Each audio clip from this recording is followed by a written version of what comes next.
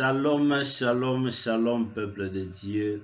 Nous sommes là et nous sommes très contents de vous avoir nombreux devant vos petits écrans, devant vos ordinateurs, devant vos téléphones, devant vos tablettes, devant n'importe quel device que vous utilisez pour nous suivre. Vraiment que Dieu vous bénisse, sentez-vous trop à l'aise et que la paix du Seigneur soit avec vous et toute la famille. Si vous nous rejoignez pour la toute première fois, n'oubliez pas de vous abonner et de cliquer la cloche de notification pour que vous soyez toujours au courant de nos numéros. Aujourd'hui, c'est un grand jour que Dieu nous a bénis avec. C'est un grand jour et nous sommes très reconnaissants Dieu parce qu'il est unique. Alors aujourd'hui, nous allons partager quelque chose. Notre sujet de ce jour s'intitule la chenille. Vous connaissez tous la chenille, l'insecte qui se transforme en papillon. Donc, mais bien avant cela, prions d'abord et puis nous allons continuer avec notre sujet. Prions. Grand Dieu, nous te sommes infiniment reconnaissants. Nous te bénissons pour ces grands jours que tu nous as bénis. Seigneur, que tous ceux qui nous suivent à ce net moment, Seigneur, je prie que tu puisses le bénir. Bénis ma sœur, bénis mon frère, bénis toute leur famille, Seigneur, et que le Saint-Esprit soit en action, que le Saint-Esprit puisse nous transformer, que le Saint-Esprit puisse nous aider, Seigneur, Père de gloire, afin que, Seigneur, nous soyons dans le bon chemin. Seigneur, toi qui nous dis que la crainte de l'Éternel, c'est le commencement de la sagesse. Seigneur, nous voulons marcher dans la crainte de ta parole, dans la crainte de Dieu pour que nous soyons dans les chemins de la vérité, afin que, Seigneur, nous obtiendrons, Seigneur, ce que tu as prévu pour nous et ce que tu as gardé pour nous. Au nom de Jésus-Christ de Nazareth, que le Saint-Esprit, qui est l'enseignant par excellence, nous enseigne à ce moment. Au nom de Jésus-Christ, nous avons ainsi prié. Amen. Amen, peuple de Dieu, amen, amen. On acclame pour notre Dieu, vraiment, nous sommes très contents de vous avoir devant vos postes. Bien-aimés, aujourd'hui, nous allons partager la chenille. Notre sujet s'intitule la chenille, mais notre écriture de base, c'est dans le livre de 1 Jean 2, 17. 1 Jean 2, 17. Lisons d'abord, voyons ce que l'écriture nous dit. 1 Jean 2, 17. 1 Jean 2, 17, la Bible nous dit ceci. Je lis au nom du Seigneur. Et le monde passe, et sa convoitise aussi. Mais celui qui fait la volonté de Dieu demeure éternellement. Bien aimé, ça c'est la parole du Seigneur. La Bible nous dit, et le monde passe, et sa convoitise passe aussi. Vous voyez, mais à la fin, il dit, mais celui qui fait la volonté de Dieu demeure éternellement. Alors, on parlait de la chenille, c'est venu, l'inspiration est venue d'un homme riche. Cet homme est vraiment un riche au vrai sens du mot. Alors, un bon jour, il était dans son jardin. Pendant qu'il était dans son jardin, soudain, il a remarqué une chenille en train de grimper sur un arbre. Donc, il montait sur un arbre et il observait ce riche. Il a pris son temps. Un homme riche, il a pris son temps. d'observer cette chenille, comment est-ce qu'il grimpait, comment est-ce qu'il montait. Alors, il a remarqué quelque chose, que la chenille était vraiment épuisée. La chenille était trop faible. Pourquoi? Et il a constaté que cette chenille était affamée. C'est comme si il n'a pas eu de nourriture suffisante. Et c'est comme ça il grimpait cet arbre pour aller chercher de la nourriture en haut. Vous voyez? Et pendant qu'il se débrouillait, pendant que la chenille utilisait toute sa force pour monter, aller chercher de la nourriture, cet homme riche, l'idée est venue. Il pouvait chercher peut-être quelque chose pour le soulever jusque là où la chenille devrait aller. Mais à un moment, quelque chose s'est passé aussi dans sa mémoire. Dans ses pensées, il dit non. Je la laisse comme ça, débriller,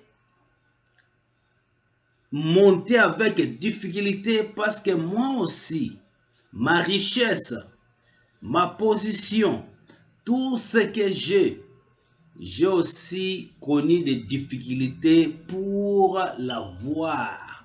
I did struggle, comme on dit en anglais. Et alors, laisse la chenille aussi souffrir jusqu'à ce qu'elle va trouver ce qu'elle pouvait trouver. Cet homme riche a pris son temps d'observer cette chenille. Et malgré les difficultés, la chenille n'a pas abandonné. Malgré quand on observe cette chenille, c'est comme si la chenille devait mourir. C'est comme si la chenille ne pouvait même pas arriver au top de cet arbre-là. Et la chenille montait petit à petit avec sa démarche. Petit à petit, la chenille montait. Et après un temps, l'homme riche a remarqué que cette chenille a atteint le sommet de l'arbre. Mais malheureusement, sur le sommet de cet arbre-là, il n'y avait aucune feuille verte. C'était un arbre sec. Les feuilles ont déjà séché et malheureusement la chenille n'a rien trouvé comme nourriture.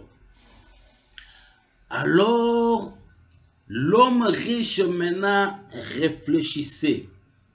Avec tous les efforts que la chenille a endurés pour arriver au top, au sommet de l'arbre, pour ne rien trouver. Et quelque chose est venu dans ses pensées. Il dit voilà, tout ce que j'ai comme richesse, tout ce que j'ai amassé, moi aussi, j'ai connu des difficultés pour avoir cette position que j'ai aujourd'hui. Je suis maintenant au top. La position que j'ai, tout le monde envie cette position. Mais j'ai connu des difficultés énormes pour y arriver. Mais voilà, malgré les gens m'envient, malgré que je suis là au top, mais à l'intérieur de moi, je trouve qu'il y a toujours une vide, c'est-à-dire je ne suis pas satisfait. Je ne suis pas satisfait de ce que j'ai.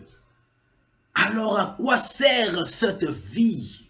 À quoi sert cette richesse?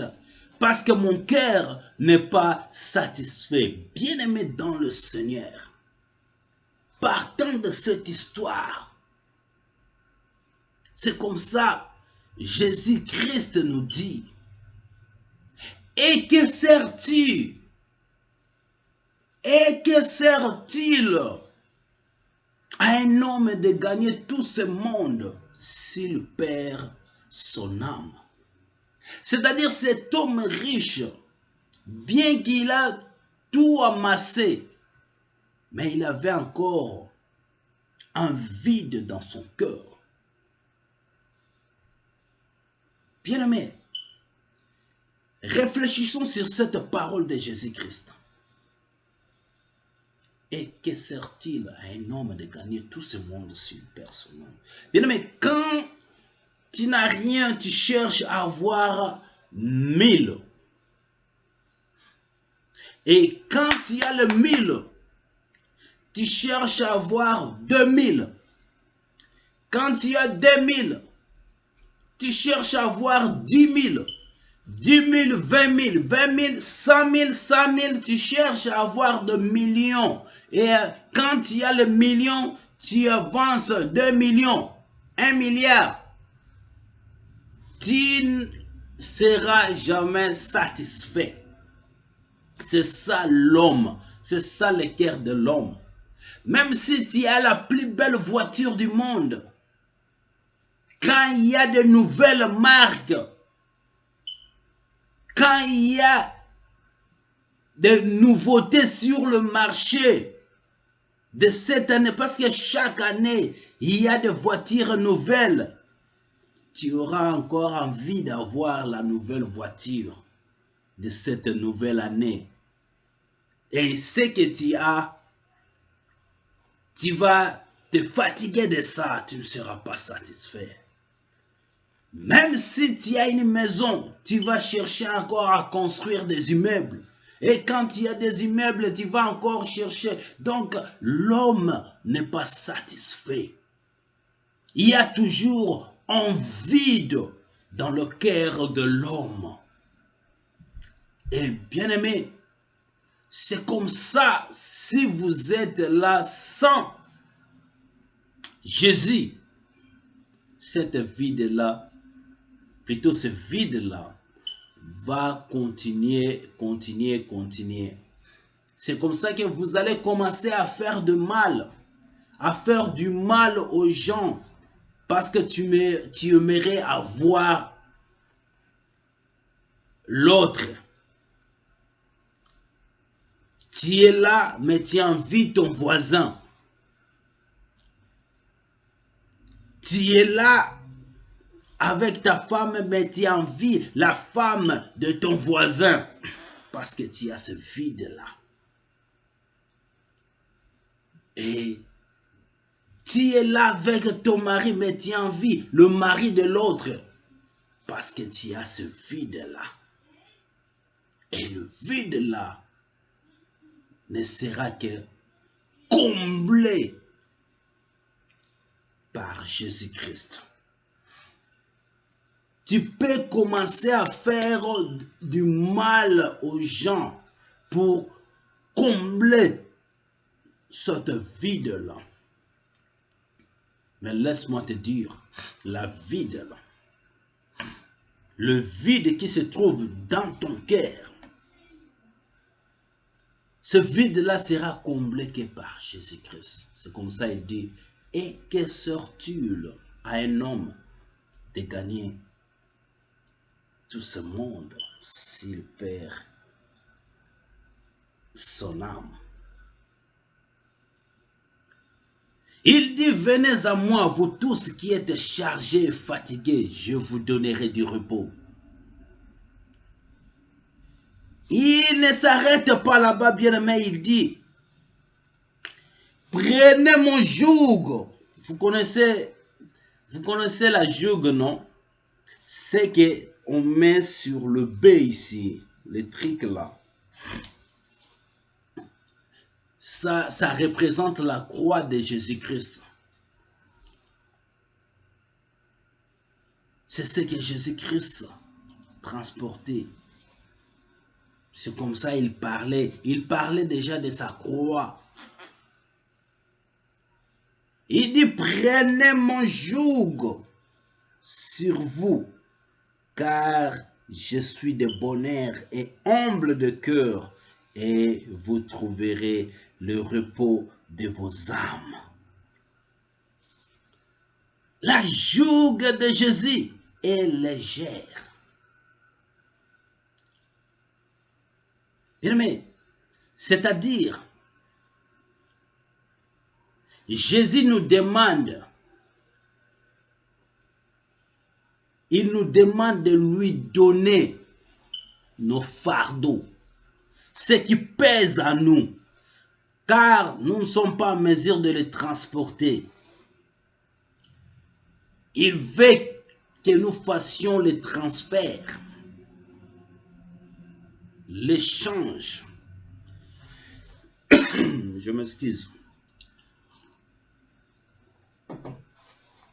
Il veut assez que nous faisons les transferts, que nous puissions lui donner nos fardeaux, notre charge qui pèse sur nous parce que nous ne sommes pas en mesure de les transporter. Et il va nous donner sa croix, sa joug qui est légère. Ça ne va pas peser sur nous, c'est-à-dire les difficultés seront là, mais nous serions en mesure de le surmonter. Les persécutions seront là, mais nous allons les dépasser. Il y aura des moments de situations difficiles, mais cela ne va pas nous faire trembler.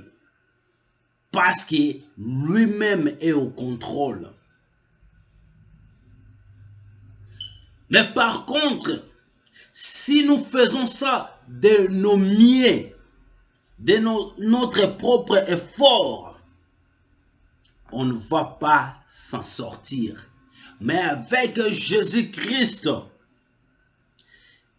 quand nous donnons nos problèmes à lui, nos difficultés, nos maladies,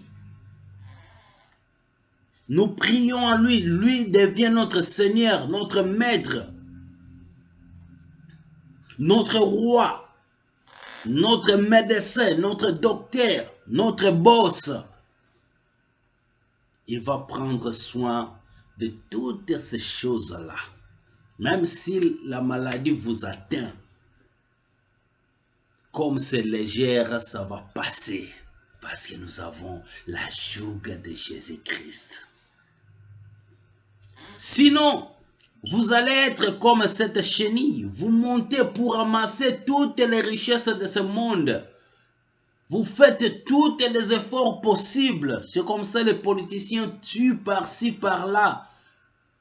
Pour que personne puisse les déranger.